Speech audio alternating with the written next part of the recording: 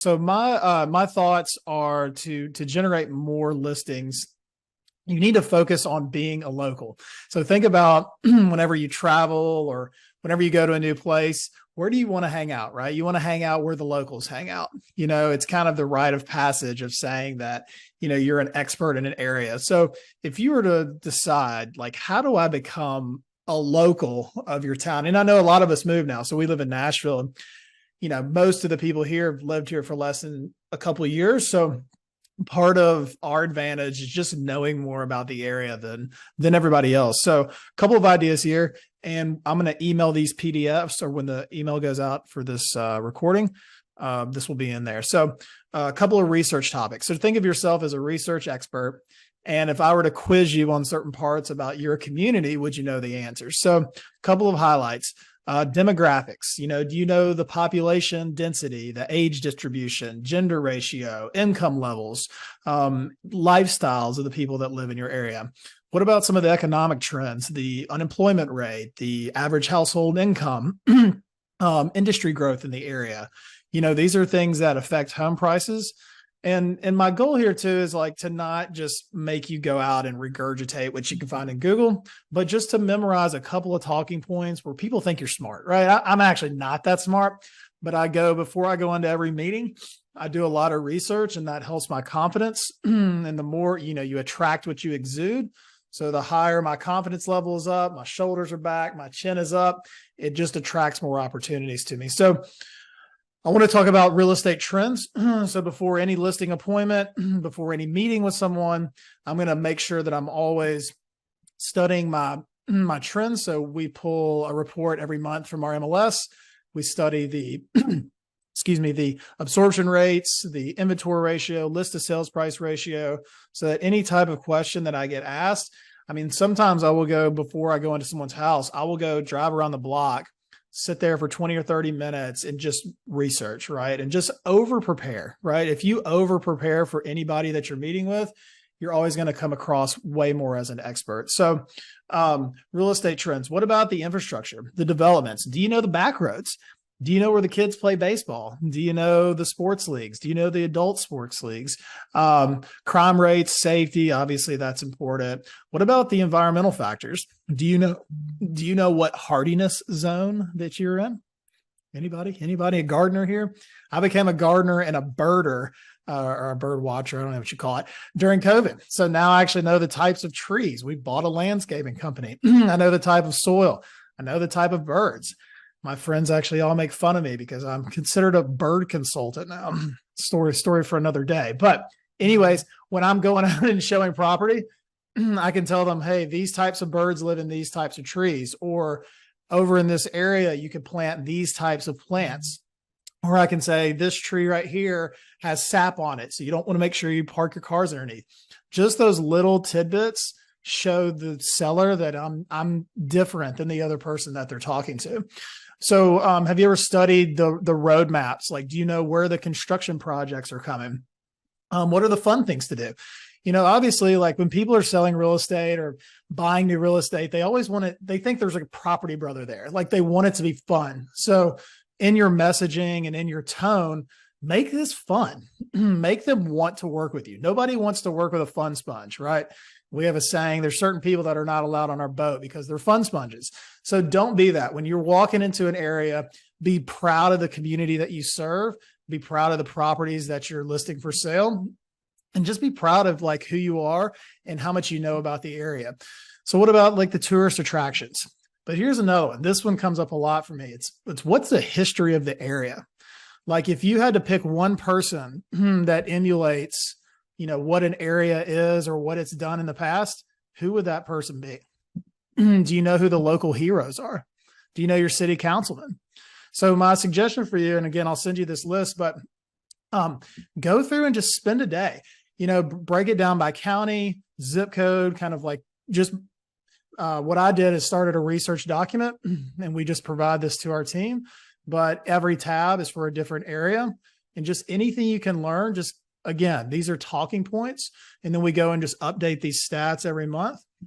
And that way, anytime you're meeting with someone across town or maybe an area you're not as familiar with, you can just pull up your research document and say, oh yeah, the Oakland school's awesome. Mr. Ed, the principal over here, he's a great guy. He knows this person. And again, you're talking like a local, and that's going to make the consumer feel way more comfortable about working with you. So trees and plants obviously are fun. Traffic, commutes, community, culture. Like literally, if you were to write a what do you call them? Book reports. If you wrote a book report, this is before AI took over education. If you were to write a book report on your area, what would it look like? And really, you could go and put into ChatGPT and just say, Chat, act as if you were a market research expert. What are the talking points that you would create to deliver, a marketing report to a seller in this community? And in 10 seconds, it can spit out 100 things that you can provide to people. So again, talking points. So switching gears here, a technique that we've learned that's working really well. We call this the lazy man CMA. And basically it's going through your database. This is really a sphere activity. And you would text someone in your sphere, and the text says something along the lines, I was on Zillow today looking at a few properties in your neighborhood, and I thought I'd check your Zestimate. They estimate your home worth X, and then you include a screenshot of the Zestimate, and you say, I have my opinion. I'd love to hear your thoughts. What do you think? Send that out to 10 to 20 people a day, and you will get an unbelievable amount of responses. It's not as good if they don't know who you are, like it's just some random stranger. But it will work. Another little technique is you could create a list of kind of your past clients and sellers, and then just do a video CMA on BombBomb and just say, hey, I was thinking about you today. Was looking at homes in the area. Thought I'd just update you on your value. Send that to them. They're going to really appreciate that, because right now, like, what's the biggest question in everyone's mind is the market going to crash? Like, is my equity protected? So you offering value and just showing like, hey, I'm in the market. I was in your area. Thought just wanted to get your opinion on this. It will work at a high level. So 2 thoughts there. Third thought, going into the holiday season.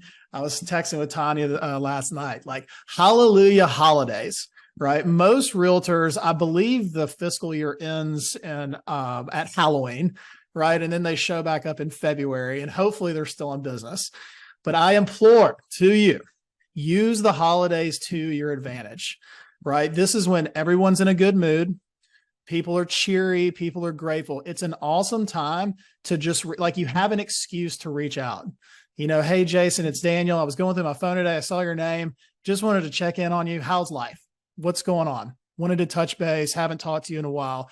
It's the perfect time of year to have an excuse, because we all, obviously, we don't stay in touch as well as we should. And so it's kind of weird in April, like, hey, I was just thinking about you today. But around Thanksgiving, you've got that excuse. Hey, you remember we used to love each other. I still love you. Let's talk. So one of the little tricks that I do is make sure you say yes to every holiday party. Most of the people who are going to list in the spring are starting to talk to realtors and examine the market during the holiday season, right? It's top of mind. They're out there being social. People are going to ask you like, hey, how's the real estate market? They know you're in real estate.